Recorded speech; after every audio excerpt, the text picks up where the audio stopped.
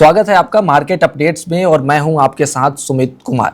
आज हम market updates में बात करेंगे शेयर मार्केट को लेकर के, क्योंकि मार्केट में गिरावट का दौर चल रहा है। ट्रंप के बयान के बाद से क्रूड में उबाल देखने को मिला। करीब करीब $85 प्रति बैरल के आसपास क्रूड ट्रेड करता हुआ नजर आ रहा है, जिसके बाद से शेयर मार्केट में गिरावट देखी जा रही है।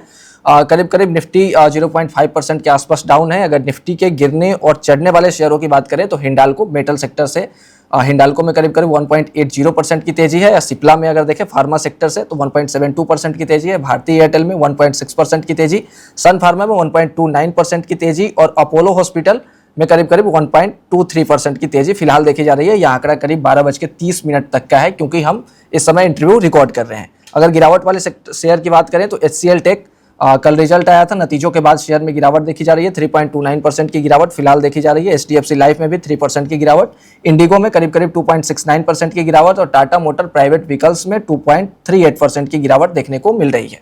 अब बात करते हैं कि आगे क्या कुछ होने वाला है। सेक्टोरल इंडाइसेस की बात करें तो उसमें भी बहुत सारे सेक्टर में गिरावट है, जिसकी बात हम बाद में करेंगे। लेकिन फिलहाल आगे क्या कुछ होने वाला है मार्केट में एक ओवरव्यू ले लेते हैं। तो हमारे साथ इस मामले पर बातचीत करने के लिए जुड़े हुए हैं चॉइस इंटरनेशनल से सचिन गुप्ता सर।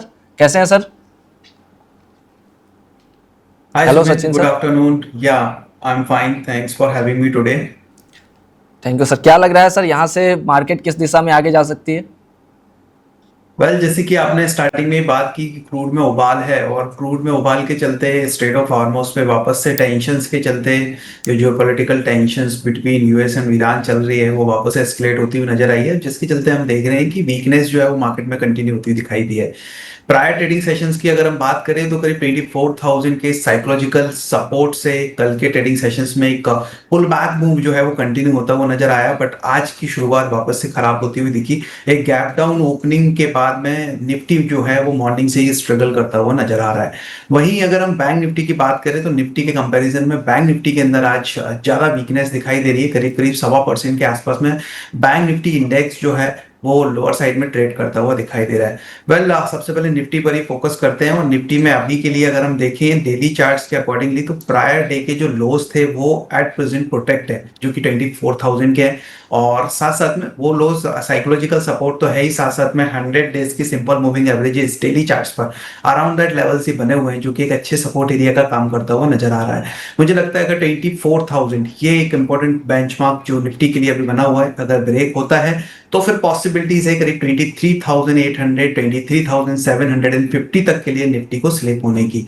मॉर्निंग से हम देख रहे हैं तो निफ्टी जो है कहीं ना कहीं like supported by other sectoral indices, like IT के अंदर थोड़ा बहुत मिक्स मोमेंटम है, मेटल के अंदर मोमेंटम है, जिसके चलते निफ्टी जो है वो थोड़ा सा लाइक सपोर्ट लेता हुआ जरूर नजर आ रहा है around the psychological zone. But on the higher side में ना मोमेंटम सस्टेन होता हुआ दिखाई नहीं दे रहा है मेरे हिसाब से। ये वॉलेटिलिटी जो है, ये जो जिगजैग मूव है, ये पॉसिबली आज के ट्रेडिंग सेशन में इंट्राडे में पॉसिबली कंटिन्यू होना चाहिए। ऑन द हायर साइड में 24,750 सॉरी 24,170 180 ये एक एरिया बना हुआ है। यहाँ पर जो है वो एक गैप फिल होता हुआ नजर आएगा और पॉसिबली वो गैप फिल होने के बाद में वापस से एक डाउन साइड मोमेंटम्स कंटिन्यू होते हुए निफ्टी के अंदर नजर आ सकते हैं। सो अभी के लिए 23,800 750 इन लेवल्स को सपोर्ट कंसीडर करके चलना चाहिए। By on the higher side 24,200 एक इंपॉर्टेंट लेवल है, उसके ऊपर अगर डिसाइसिवली निफ्टी 1 से 2 ट्रेडिंग सेशन सस्टेन होता है, क्लोज होता है, तो फिर 23,350 टू 400 के लेवल्स ओपन होते हुए नजर 24,350 टू 400 के लेवल्स ओपन होते हुए नजर आ सकते हैं। वहीं अगर हम बात करें बैंक निफ्टी की तो बैंक निफ्टी में जैसे कि हमने बात की निफ्टी के कंपैरिजन में वीकनेस ज्यादा है और अभी के लिए जो लोअर साइड में सपोर्ट बन रहे हैं बैंक निफ्टी में वो नजर आ रहे हैं 57,000 पर। 57,000 जब तक ये लेवल्स के ऊपर बैंक निफ्टी सस्टेन कर रहा है, ये लेवल्स प्रोटेक्ट है, पॉसिबिलिटीज है कि एक पुल बैक मूव जो है वो बैंक निफ्टी में भी देखने को मिलना चाहिए ऑन द हायर साइड में 57,800 900 तक के लिए। वाइल अप साइड में अभी के लिए जो रेजिस्टेंस एरिया बैंक निफ्टी के अंदर बना हुआ है वो है 58,200 का। मुझे लगता है 58,200 अगर इन लेवल्स के ऊपर बैंक निफ्टी सस्टेन करता है तो फिर एक बड़ा जो है वो बैंक निफ्टी में देखने को मिल सकता है और उससे पहले वॉलेटिलिटी जो है वो कंटिन्यू होती हुई नजर आ सकती है। इसके साथ साथ अगर हम बात करें अदर इंडाइसेस पर सो जैसे कि आपने ऑलरेडी हाईलाइट किया हुआ है कि बहुत सारे अदर इंडाइसेस जो है वो फोकस में है आज के ट्रेडिंग सेशन में। लाइक फार्मा हुआ, जहाँ पर हम 1% के आसपास का गेन देख रहे हैं, मेटल के अंदर करीब 0.5% का गेन है। इसके अलावा रेस्ट ऑफ द इंडाइसेस जो है वो वीकनेस को ही कंटिन्यू करते हुए, इंडिकेट करते हुए दिखाई दे रहे हैं। ओवरऑल अगर मैं कंक्लूड करूं तो मार्केट की जो ब्रिथ है वो अभी के लिए खराब है, और अगर सपोर्ट्स ब्रेक होते हैं Nifty as well as bank Nifty के अंदर, तो हो सकता है फर्दर और डिप जो है वो इंडेक्स में देखने को मिले। But apart from that, stock specific actions market के अंदर बना हुआ है। कुछ ओके चुनिंदा स्टॉक्स जो है वो काफी अच्छा परफॉर्म कर रहे हैं, मुझे लगता है उस पर फोकस रखना चाहिए और स्टॉक स्पेसिफिक अप्रोच जो है वो रख के काम करना चाहिए। ओके। सर क्रूड ही पूरे मार्केट का मूड माहौल तय कर रहा है, तो क्रूड के लिए कौन सा लेवल देखे सर? किस लेवल पे आए तो खरीदारी करें, किस लेवल पे जाए तो फिर, क्योंकि क्रूड की वजह से ही पूरे मार्केट का सेंटीमेंट खराब हो रहा है और क्रूड की वजह से ही मार्केट का सेंटीमेंट अच्छा भी हो रहा है, तो उसमें कौन सा लेवल है जो इंपॉर्टेंट लेवल है? वेल देखिए, आज के ट्रेडिंग डे पे तो अगर हम बात करें एमसीएक्स क्रूड की, तो एक कैप अप ओपनिंग मिली है, करीब करीब 5% के आसपास की तेजी क्रूड में नजर आ रही है।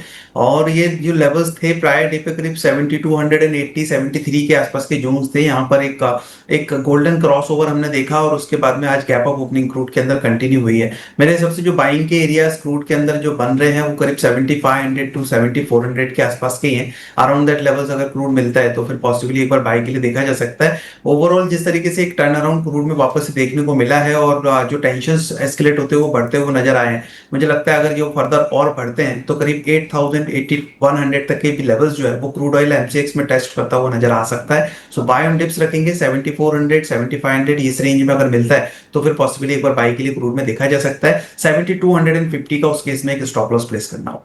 ठीक है, तो ये हो गई निफ्टी और बैंक निफ्टी के साथ साथ क्रूड के लिए क्या इंट्राडे स्ट्रेटजी हो, किस तरीके से आपको अपना करके आगे बढ़ना है। अब बात कर लेते हैं सर सेक्टर वाइज की, कौन कौन से सेक्टर में गिरावट और तेजी है, और गिरावट और तेजी अगर है तो किस लेवल का ध्यान रखना चाहिए, किन लेवलों पे खरीदारी करनी चाहिए, किन लेवलों पे बिकवाली करनी चाहिए। सबसे पहले सर ऑटो सेक्टर की बात कर लेते हैं, क्योंकि ऑटो में आज 1.5% के आसपास की गिरावट देखी जा रही है। रियल्टी में भी गिरावट ज्यादा है, करीब करीब 2% के आसपास है, लेकिन शुरुआत ऑटो से करते हैं। ऑटो सेक्टर में कैसा लग रहा है सर माहौल आपको, इसमें कहाँ पे मौका बनता हुआ दिखाई दे रहा है और किस स्टॉक से बच के रहना चाहिए?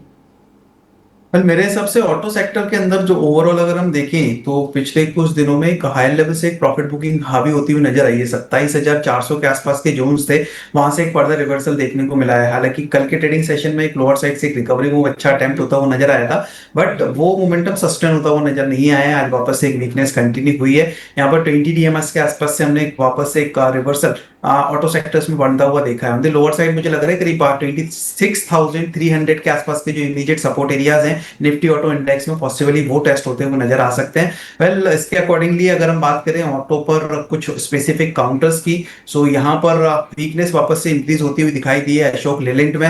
यहाँ पर हमने देखा 20 एज वेल एज 50 डीएमएस वापस से ब्रेक होते हुए दिखाई दिए।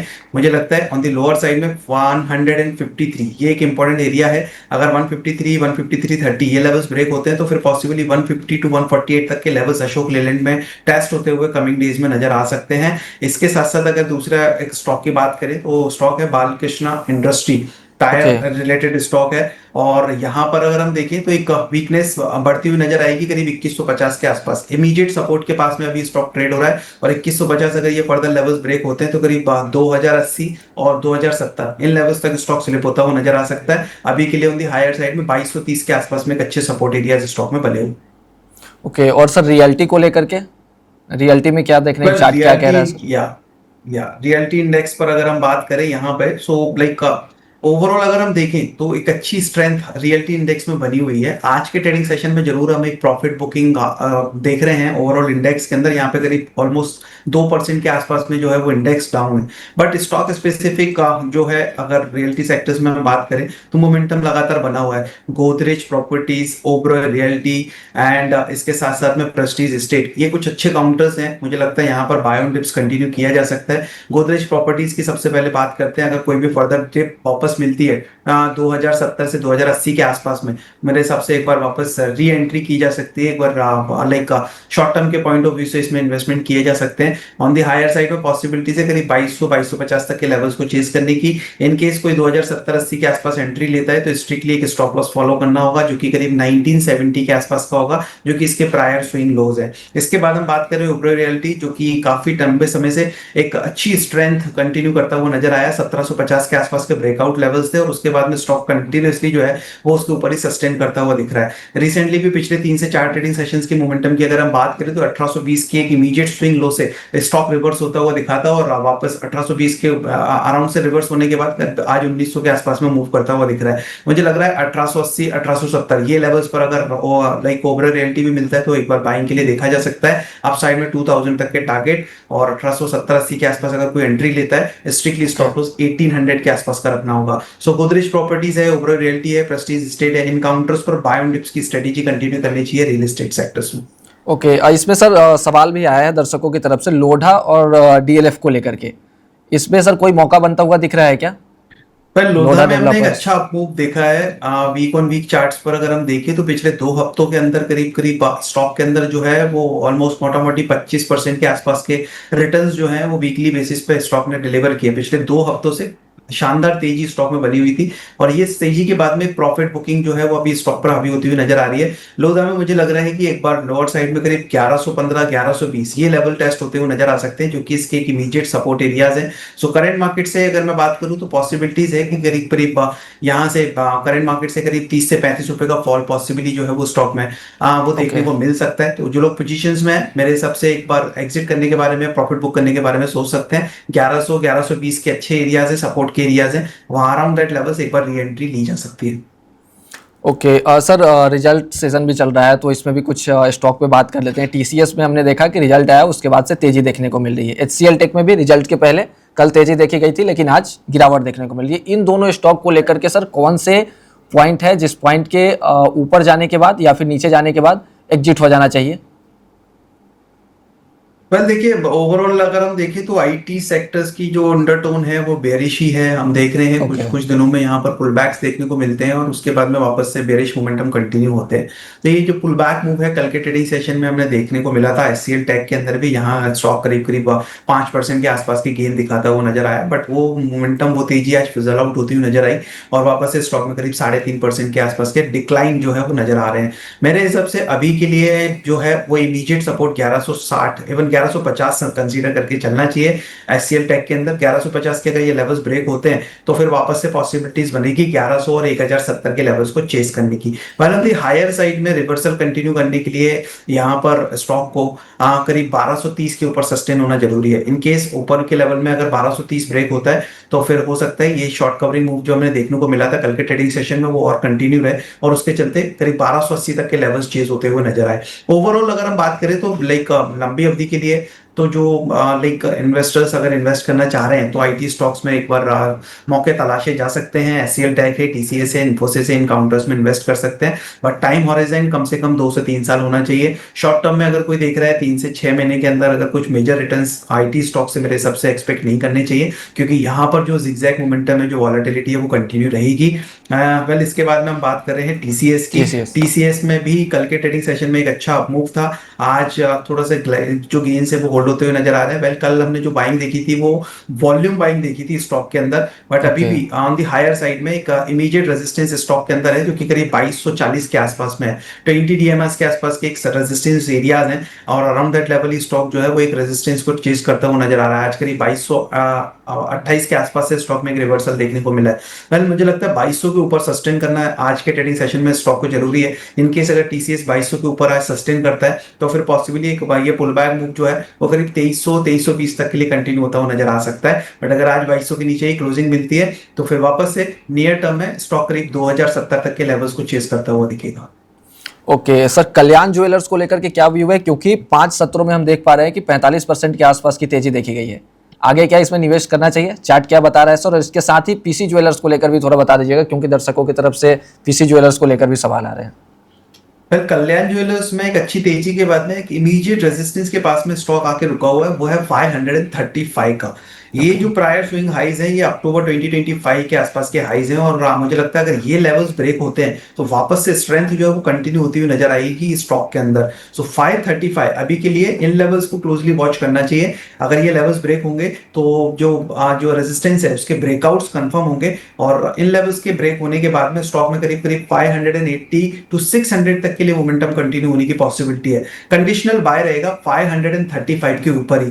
फ्रेश पोजीशंस जो लोग बनाना चाह रहे हैं हैं उनके लिए सलाह रहेगी 535 ये लेवल्स ब्रेक होने दीजिए, उसके बाद ही एक बार बाइंग के लिए एंट्री लीजिए। इन केस कोई 535 के ऊपर एंट्री लेता है, स्ट्रिक्टली स्टॉप लॉस 508 का प्लेस करके चलना होगा फॉर द टारगेट ऑफ 570 और 600 के लिए।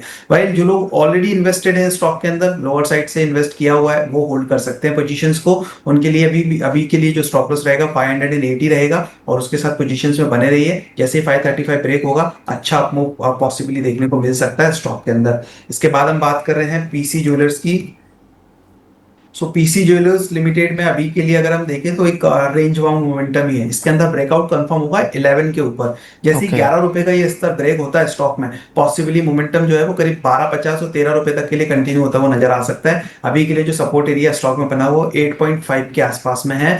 Well compare to like Kalyan jewellers, इसके अंदर मोमेंटम बहुत ज्यादा है नहीं मेरे हिसाब से। यहाँ पर भी कंडीशनल बाय ही रिकमेंड करूंगा मैं 11 के ऊपर। अगर ये 11 के ऊपर सस्टेन हो जाता है तो फिर एक बार बाइंग के लिए देखा जा सकता है। ओके, मतलब 11 के ऊपर अगर सस्टेन होता है तो फिर बाई किया जा सकता है, और अगर 875 बता रहे थे लोअर लेवल, अगर उसको ब्रेक करता है तो एग्जिट किया जा सकता है। Yes okay sir, banking sector से बात कर लेते हैं। दो बड़े बैंकों की चर्चा कर लेते हैं, एचडीएफसी बैंक और एसबीआई बैंक। दोनों में आज गिरावट देखी जा रही है। एसबीआई बैंक में करीब करीब 1.5% के आसपास की गिरावट है, और अगर एचडीएफसी में देखें तो 1% के आसपास की गिरावट है। दोनों में सर चार्ट क्या बता रहा है, कौन सा बेहतर मूव दे पाएगा आगे? वेल अभी के लिए तो जैसे कि हमने बात की स्टार्टिंग में ही कि बैंकिंग में आज थोड़ा सा जो है वो एक अच्छा करेक्शंस कंटिन्यू होते हुए नजर आ रहे हैं कंपेयर टू निफ्टी, और उसके चलते हम देख रहे हैं जो मेजर जो हैवी वेट्स स्टॉक्स हैं इनके अंदर जो है वो डाउनसाइड मोमेंटम कंटिन्यू हो रहे हैं। सबसे पहले हम स्टेट बैंक ऑफ इंडिया पर बात करेंगे। स्टेट बैंक ऑफ इंडिया में अभी के लिए इमीडिएट जो सपोर्ट एरियाज है वो करीब 1010 के आसपास में है, वो लेवल्स एज अ सपोर्ट अभी के लिए प्रोटेक्ट है। मुझे लगता है 1010 ये लेवल्स अगर ब्रेक होंगे तो फिर पॉसिबली एक डिप स्टॉक के अंदर देखने को मिल सकती है। यहाँ पे स्टॉक करीब 980 और 970 के लेवल्स चेस करता हुआ नजर आए, पर जब तक ये लेवल्स सपोर्ट का काम करते हुए नजर आ रहे हो, जब तक ये लेवल्स जो है वो इंटैक्ट है यहाँ पर एज अ सपोर्ट, मुझे लगता है एक बार अपसाइड में जो है वापस से स्टॉक जो है वो करीब 1040 टू 1060 तक के लेवल्स चेस करता हुआ नजर आ सकता है। वेल यहाँ पर बाय ऑन डिप्स की स्ट्रेटेजी मैं सजेस्ट करूंगा। कोई भी फर्दर डिप मिलती है स्टॉक के अंदर करीब 1015 के आसपास में, तो एक बार बाय इनिशिएट कर सकते हैं। स्ट्रिक्टली स्टॉप लॉस 1010 बिलो का रखना चाहिए, और अपसाइड में पॉसिबिलिटी करीब 1050 1060 ये लेवल्स चेज होते हुए नजर आ सकते हैं। आज जरूर वीकनेस देखने को मिल रही है, बट ओवरऑल देखें तो स्ट्रेंथ स्टॉक के अंदर नजर आ रही है। वहीं अगर हम बात करें एचडीएफसी की, तो एचडीएफसी में भी पिछले 3 से 4 ट्रेडिंग सेशन के एक अपमूव के बाद में स्टॉक थोड़ा सा पॉज लेता हुआ नजर आया है, हल्का होता हुआ नजर आया है हाई लेवल से। अभी के लिए जो सपोर्ट एरिया इंटैक्ट है यहाँ पर भी वो करीब 775 के आसपास में इंटैक्ट है। मेरे सबसे अगर किसी की पोजीशंस बनी हुई है 775 के स्टॉप लॉस के साथ वेट करना चाहिए। अपसाइड में पॉसिबली आप जो नियर टर्म में टारगेट्स हो सकते हैं स्टॉक के वो करीब 860 टू 880 तक के हो सकते हैं, तो उन लेवल्स पर एक बार प्रॉफिट बुक करने की सलाह रहेगी। अभी के लिए थोड़ा सा वेट एंड वॉच रखिए, फ्रेश पोजीशंस को अवॉइड कीजिए। जो लोग ऑलरेडी होल्ड कर रहे हैं 775 के स्टॉप लॉस के साथ कंटिन्यू कीजिए। ओके, तो ये थे एचडीएफसी बैंक और एसबीआई को लेकर के स्ट्रैटेजी। अब सर अंतिम क्वेश्चन कर लेते हैं डिफेंस सेक्टर से, क्योंकि बीईएल को कल एक बड़ा ऑर्डर मिला है। उसके बाद सर क्या आज तो गिरावट देखी जा रही है, लेकिन क्या लग रहा है सर चार्ट में कोई एक बड़ा मूव देखने को मिल सकता है क्या? क्योंकि ये हर बार 473 के आसपास से रिजेक्ट हो जाता है। वेल देखिए ओवरऑल अगर हम देखें ना तो काफी लंबे समय से स्टॉक जो है वो एक रेंज में ही ट्रेड होता हुआ नजर आ रहा है। लाइक हम बात कर रहे हैं यहाँ पे पिछले 3 से 4 हफ्तों की, और स्टॉक के अंदर जो रेंज बनी हुई है वो करीब करीब हायर साइड में 430 35 while on the lower side में करीब 400 के आसपास के बॉटम्स है। अभी के लिए स्टॉक जो है वो अपने एक लोअर साइड में ही ट्रेड करता हुआ नजर आ रहा है, 400 के जो बॉटम्स है उनके पास ही। और साथ साथ में अगर हम देखें तो 100 एज वेल एज 50 डेज के मूविंग एवरेजेस के नीचे स्टॉक जो है वो स्लिप होता हुआ दिखाई दिया है। वेल जिस तरीके की यहाँ पे रेंज है, पॉसिबिलिटीज लग रही है कि एक pull back move as per this range, जो कि प्रायरली जो हमने देखे हैं एक्शंस स्टॉक में कि 400 403 के आसपास से जो है वो स्टॉक के अंदर बाइंग देखने को मिलती है ऑन द अपसाइड करीब 425 430 तक के लिए। सो उसी रेंज में स्टॉक है मेरे हिसाब से। अगर 405 के आसपास में स्टॉक के प्राइसेस मिलते हैं तो एक बार बाइंग की जो है वो रणनीति अपनाई जा सकती है। उस केस में स्टॉप लॉस रखना होगा 395 का, 405 के आसपास से बाय लेना होगा, और अपसाइड में 425 430, क्योंकि एक रेंज में ट्रेड हो रहा है। सो 425 430 के आसपास में अगर कोई एंट्री लेता है तो वहां पर प्रॉफिट बुक करने की सलाह रहेगी। ओवरऑल बड़ा मूव यहाँ पर 435 के ऊपर देखने को मिल सकता है जब इसमें रेंज के ब्रेकआउट्स कंफर्म होंगे। अगर 435 के ऊपर स्टॉक निकलता है तो हम बोल सकते हैं कि एक अच्छा मूव, एक बड़ा मूव जो है वो स्टॉक के अंदर कंटिन्यू तो नजर आ सकता है। ओके, डिफेंस में तो पिछले 5 साल में काफ़ी अच्छा मुनाफा बना है सर। अगले 5 साल के लिए अगर लॉन्ग टर्म में कोई सोचे डिफेंस में, तो कौन सा स्टॉक आपको पसंद आ रहा है सर?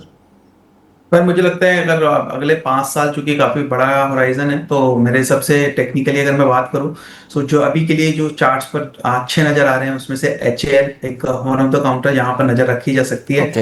एंड दूसरा BEL ही कंसीडर करके चला जा सकता है। BDL is one of the counter जो कि चार्ट्स पर ओवरऑल स्ट्रेंथ दिखा रहा है और अच्छा नजर आ रहा है। सो HAL हो गया, BEL हो गया, BDL हो गया, इन काउंटर्स पर मेरे हिसाब से लंबी अवधि के लिए नजरिया बाइंग साइड का कंटिन्यू करके चल सकता है। ओके सर, पूरे सेक्टर में कोई पसंदीदा स्टॉक आपका? 2 स्टॉक ऐसे बता दें जिससे कि थोड़ा मुनाफा कमाया जा सके इस गिरते बाजार में। पहले इस गिरते बाजार में ओवरऑल अगर हम देखें तो लाइक मोस्टली स्टॉक्स जो है वो लाइक साइडवेज ही मूव करते हुए नजर आ रहे हैं। बट आज के ट्रेडिंग सेशन में हम बात करें तो अडानी स्टॉक्स में, अडानी ग्रुप ऑफ स्टॉक्स के अंदर एक अच्छा मोमेंटम बना हुआ है। उन्हीं में से एक स्टॉक अडानी ग्रीन एनर्जी, यहाँ पर हमने आज के ट्रेडिंग सेशंस में ब्रेकआउट आते हुए देखे हैं। ओवरऑल अगर हम देखें तो स्टॉक का स्ट्रक्चर पॉजिटिव साइड में, higher top higher bottom formation में स्टॉक मूव करता हुआ नजर आया है।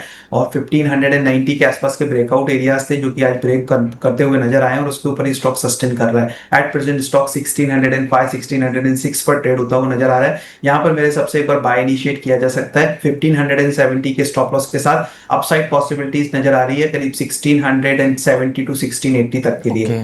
दूसरा स्टॉक्स यहाँ पर स्ट्रेंथ लौटती हुई नजर आई है वो है MCX, multi commodity exchange of India limited. MCX के अंदर अगर हम देखें तो एक रेंज में ट्रेड होता हुआ नजर आ रहा था पिछले 3 से 4 ट्रेडिंग सेशन से। स्टॉक फाइनली उस रेंज के बाहर आज निकलता हुआ ब्रेकआउट देता हुआ नजर आया, और वो लेवल्स थे करीब 2840 के। उसके ऊपर स्टॉक आज निकला है और अच्छी स्ट्रेंथ इस बेयरिश मार्केट में भी कंटिन्यू करता हुआ दिख रहा है। मेरे हिसाब से MCX पे भी बाइंग की बैट ली जा सकती है। स्टॉप लॉस प्लेस करना होगा 2820 का। करंट मार्केट प्राइस चल रहा है 2875। करंट मार्केट से एक बार बाय इनिशिएट किया जा सकता है। अपसाइड मुझे लग रहा है करीब 2980 और 3000 तक के लेवल्स। ये जो लेवल्स नजर आ रहे हैं पॉसिबली ये 2 से 3 ट्रेडिंग सेशंस के लिए रहेंगे। सो यहाँ पर ये होल्डिंग कॉल के तौर पर एक बार ट्रेडर्स इस कॉल को, इस पर्टिकुलर स्टॉक को चूज कर सकते हैं। 2980 and 3000 could be the target. Current market price से बाइंग की सलाह और 2820 का स्टॉप लॉस। ओके ठीक है सर, मतलब MCX और अडानी ग्रीन, इन दो में मुनाफा बनाया जा सकता है अभी अगर शॉर्ट टर्म में देखें तो, जिस तरीके से चार्ट दिखा रहा है। ठीक है सर, बहुत बहुत धन्यवाद सर आपका, हमारे दर्शकों के लिए आपने समय निकाला। सर क्या डिस्क्लेमर रहेगा सर पूरे शो के लिए? बिल्कुल, ओवरऑल जो स्टॉक्स हमने यहाँ पे डिस्कस किए उसमें मेरा कोई पर्सनल एक्सपोजर नहीं है, बट इन स्टॉक्स में हमारे क्लाइंट्स की पोजीशंस जरूर हो सकती है। ओके ठीक है सर, बहुत बहुत धन्यवाद सर। Thank you.